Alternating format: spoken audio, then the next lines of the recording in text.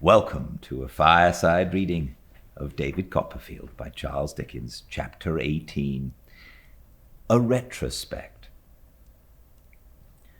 My school days, the silent gliding on of my existence, the unseen, unfelt progress of my life, from childhood up to youth.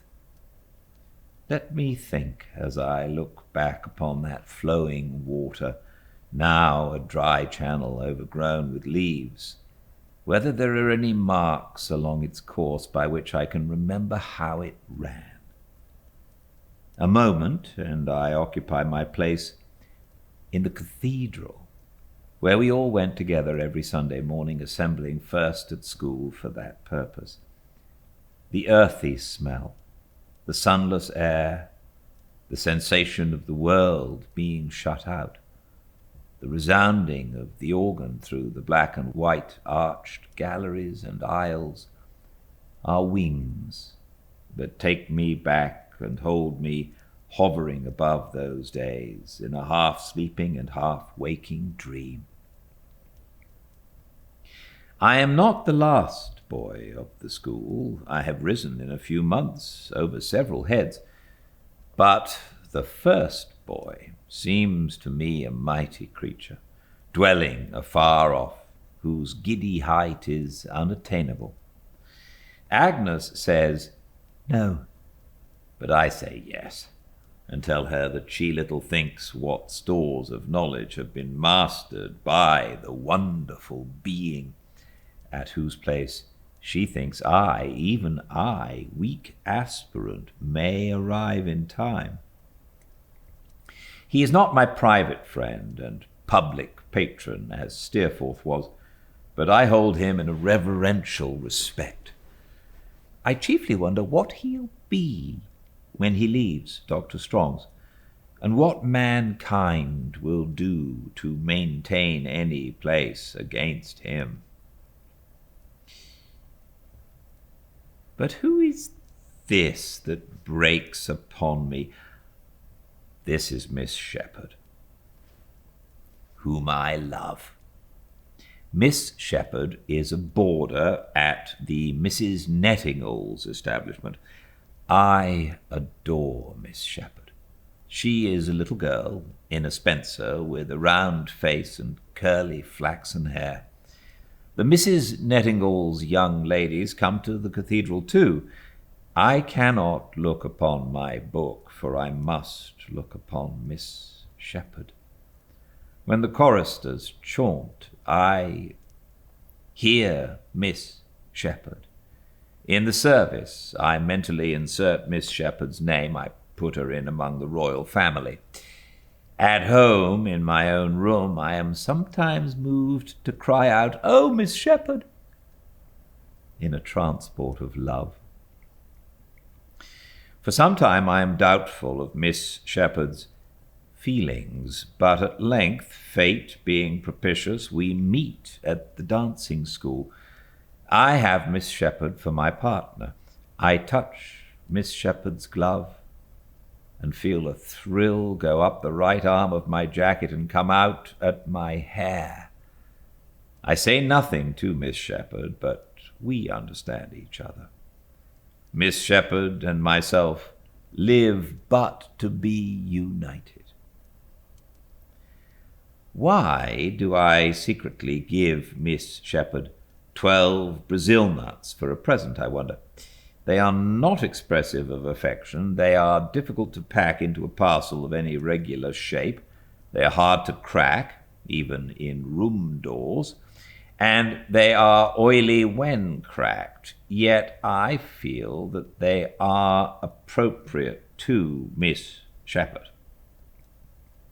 Soft, seedy biscuits also I bestow upon Miss Shepherd, and oranges innumerable. Once I kiss Miss Shepherd in the cloakroom. Ecstasy. What are my agony and indignation next day when I hear a flying rumour that the Mrs. Nettingall have stood Miss Shepherd in the stocks for turning in her toes? Miss Shepherd being the one pervading theme and vision of my life, how do I ever come to break with her? I can't conceive. And yet a coolness grows between Miss Shepherd and myself. Whispers reach me of Miss Shepherd having said she wished I wouldn't stare so, and having avowed a preference for Master Jones. For Jones? A boy of no merit whatsoever. The gulf between me and Miss Shepherd widens. At last, one day, I meet the Mrs. Nettingall's establishment out walking. Miss Shepherd makes a face as she goes by and laughs to her companion. All is over.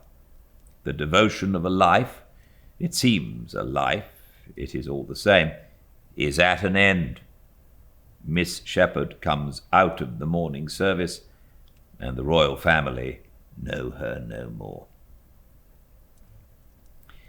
I am higher in the school, and no one breaks my peace. I am not at all polite now to the Mrs. Nettingall's young ladies, and shouldn't dote on any of them if they were twice as many and 20 times as beautiful. I think the dancing school a tiresome affair, and wonder why the girls can't dance by themselves and leave us alone. I'm growing great in Latin verses, and neglect the laces of my boots. Dr. Strong refers to me in public as a promising young scholar. Mr. Dick is wild with joy, and my aunt remits me a guinea by the next post. The shade of a young butcher rises like the apparition of an armed head in Macbeth. Who is this young butcher? He is the terror of the youth of Canterbury. There is a vague belief abroad that the beef suet with which he anoints his hair gives him unnatural strength, and that he is a match for a man. He is a broad-faced, bull-necked young butcher, with rough red cheeks, an ill-conditioned mind, and an injurious tongue. His main use of this tongue is to disparage Dr. Strong's young gentlemen. He says publicly that if they want anything, he'll give it 'em. He names individuals among them, myself included, whom he could undertake to settle with one hand, and the other tied behind him. He waylays the smaller boys to punch their unprotected heads, and calls challenges after me in the open streets. For these sufficient reasons I resolved to fight the butcher. It is a summer evening down in a green hollow at the corner of a wall. I meet the butcher by appointment. I am attended by a select body of our boys, the butcher by 2 other butchers, a young publican and a sweep. The preliminaries are adjusted, and the butcher and myself stand face to face. In a moment, the butcher lights 10,000 candles out of my left eyebrow. In another moment, I don't know where the wall is, or where I am, or where anybody is. I hardly know which is myself and which the butcher. We are always in such a tangle and tussle, knocking about upon the trodden grass. Sometimes I see the butcher, bloody but confident. Sometimes I see nothing, and sit gasping on my second's knee. Sometimes I go in at the butcher madly and cut my knuckles open against his face, without appearing to discompose him at all. At last I awake, very queer about the head, as from a giddy sleep, and see the butcher walking off, congratulated by the 2 other butchers and the sweep and publican, and putting on his coat as he goes, from which I augur, justly, that the victory is his. I am taken home in a sad plight, and I have beefsteaks put to my eyes, and am rubbed with vinegar and brandy, and find a great puffy place bursting out of my upper lip, which swells immoderately. For 3 or 4 days I remain at home, a very ill-looking subject, with a green shade over my eyes, and I should be very dull but that Agnes is a sister to me, and condoles with me, and reads to me, and makes the time light and happy. Agnes has my confidence completely, always. I tell her all about the butcher and the wrongs he has heaped upon me. She thinks I couldn't have done otherwise than fight the butcher, while she shrinks and trembles at my having fought him. Time has stolen on unobserved, for Adams is not the head boy in the days that are come now, nor has he been this many and many a day. Adams has left the school long ago, so long that when he comes back on a visit to Dr. Strong, there are not many there besides myself who know him. Adams is going to be called to the bar almost directly, and is to be an advocate, and to wear a wig. I am surprised to find him a meeker man than I had thought, and less imposing in appearance. He has not staggered the world yet, either, for it goes on, as well as I can make it, pretty much the same as if he had never joined it. A blank through which the warriors of poetry and history march on in stately hosts that seem to have no end. And what comes next? I am the head boy now. I look down on the line of boys below me, with a condescending interest in such of them as bring to my mind the boy I was myself when I first came there.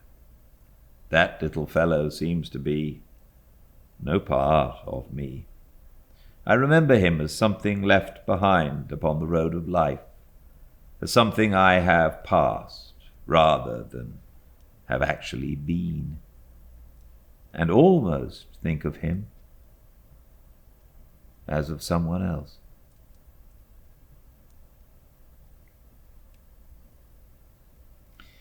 And the little girl I saw on that first day at Mr. Wickfield's, where is she?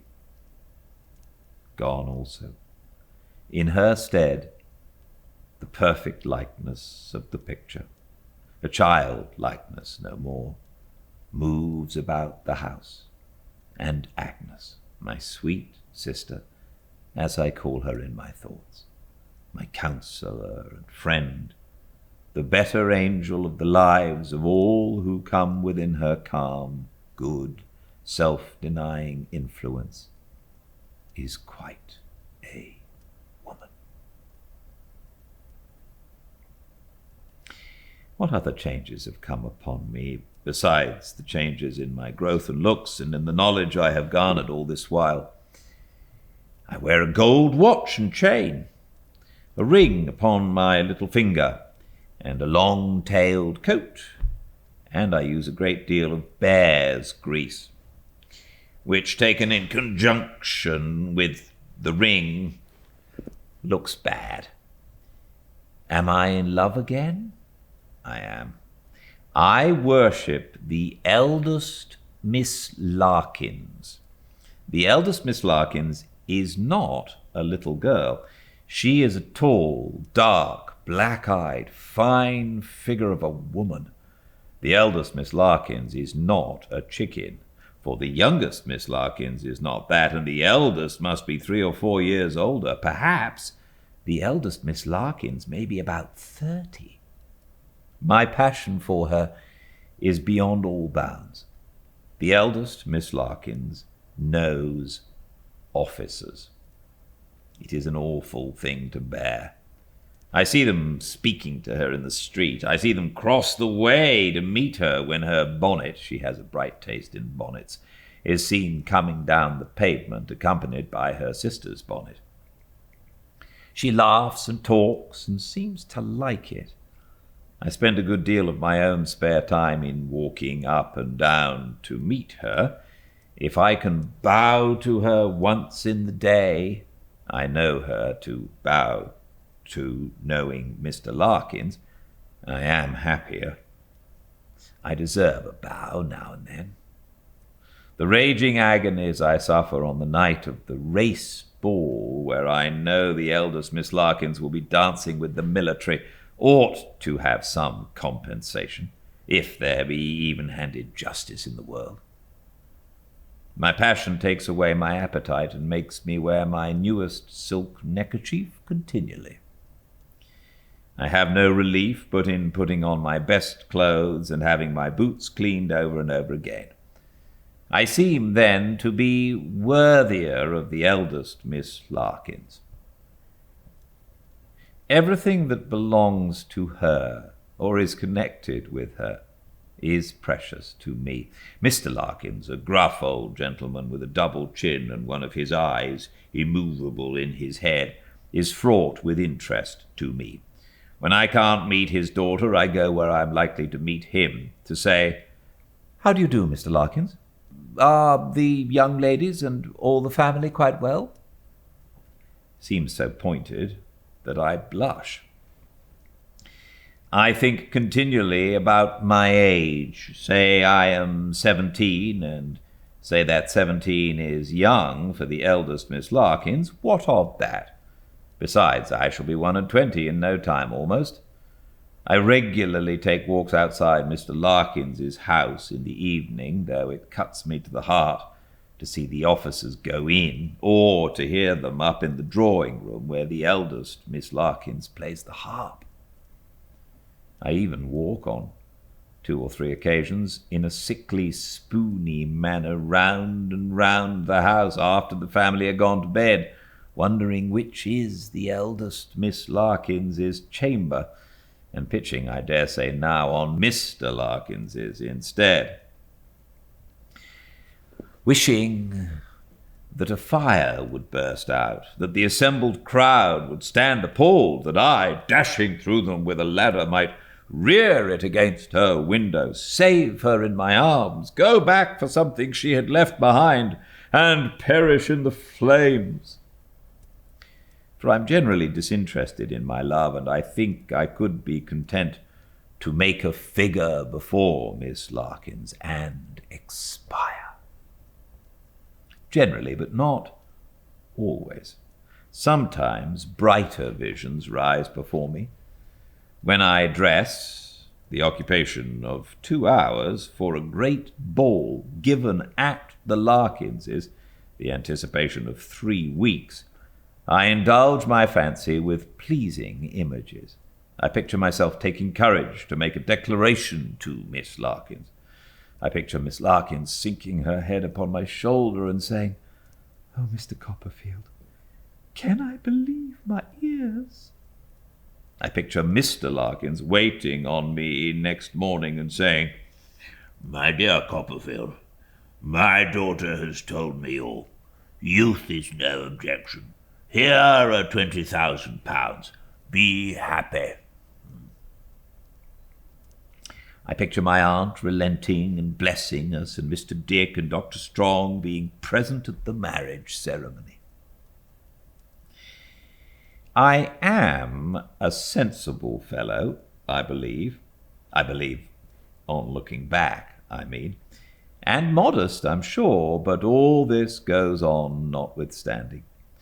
I repair to the enchanted house where there are lights, chattering music, flowers, officers, I'm sorry to see, and the eldest Miss Larkins, a blaze of beauty. She's dressed in blue, with blue flowers in her hair, forget-me-nots, as if she had any need to wear forget-me-nots. It is the first really grown-up party that I've ever been invited to, and I am a little uncomfortable, for I appear not to belong to anybody, and nobody appears to have anything to say to me, except Mr. Larkins, who asks me how my schoolfellows are, which he needn't do, as I have not come there to be insulted.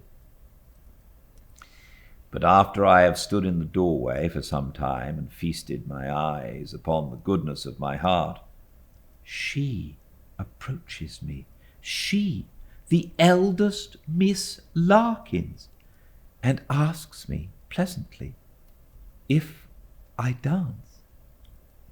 I stammer with a bow, "With you, Miss Larkins." "With no one else?" inquires Miss Larkins. "I should have no pleasure in dancing with anyone else." Miss Larkins laughs and blushes, or I think she blushes, and says, "Next time but one, I shall be very glad." The time arrives. "It is a waltz, I think," Miss Larkin doubtfully observes when I present myself. "Do you waltz? If not, Captain Bailey—" But I do waltz. Pretty well, too, as it happens, and I take Miss Larkins out. I take her sternly from the side of Captain Bailey. He is wretched, I have no doubt, but he is nothing to me. I have been wretched too. I waltz with the eldest Miss Larkins. I don't know where, among whom, or how long. I only know that I swim about in space with a blue angel in a state of blissful delirium, until I find myself alone with her in a little room, resting on a sofa. She admires a flower, pink Camellia japonica, price £half-a-crown, in my buttonhole. I give it to her and say, "I ask an inestimable price for it, Miss Larkins." "Indeed? What is that?" returns Miss Larkins. "A flower of yours, that I may treasure it as a miser does gold." "You're a bold boy," says Miss Larkins. "There." She gives it me, not displeased, and I put it to my lips and then into my breast. Miss Larkins, laughing, draws her hand through my arm and says, "Now take me back to Captain Bailey." I am lost in the recollection of this delicious interview and the waltz when she comes to me again with a plain, elderly gentleman who has been playing whist all night upon her arm, and says, "Oh, here is my bold friend. Mr. Chessel wants to know you, Mr. Copperfield." I feel at once that he is a friend of the family, and I am much gratified. "I admire your taste, sir," says Mr. Chessel. "It does you credit. I suppose you don't take much interest in hops, but I am a pretty large grower myself, and if you ever like to come over to our neighbourhood of Ashford, and take a run about our place, we shall be glad for you to stop as long as you like." I thank Mr. Chessel warmly and shake hands. I think I'm in a happy dream. I waltz with the eldest Miss Larkins once again. She says I waltz so well. I go home in a state of unspeakable bliss and waltz in imagination all night long with my arm round the blue waist of my dear divinity. For some days afterwards I am lost in rapturous reflections, but I neither see her in the street nor when I call. I am imperfectly consoled for this disappointment by the sacred pledge, the perished flower. "Trotwood," says Agnes one day after dinner, "who do you think is going to be married tomorrow? Someone you admire." "Not you, I suppose, Agnes?" "Not me," raising her cheerful face from the music she is copying. "Do you hear him, Papa? The eldest Miss Larkins." To Captain Bailey?" I have just enough power to ask. No, to no captain. To Mr. Chessel, a hop grower. I am terribly dejected for about a week or two. I take off my ring, I wear my worst clothes, I use no bear's grease, and I frequently lament over the late Miss Larkins's faded flower. Being by that time rather tired of this kind of life, and having received new provocation from the butcher, I throw the flower away, go out with the butcher, and gloriously defeat him. This, and the resumption of my ring as well as of the bear's grease, in moderation, are the last marks I can discern now in my progress to 17.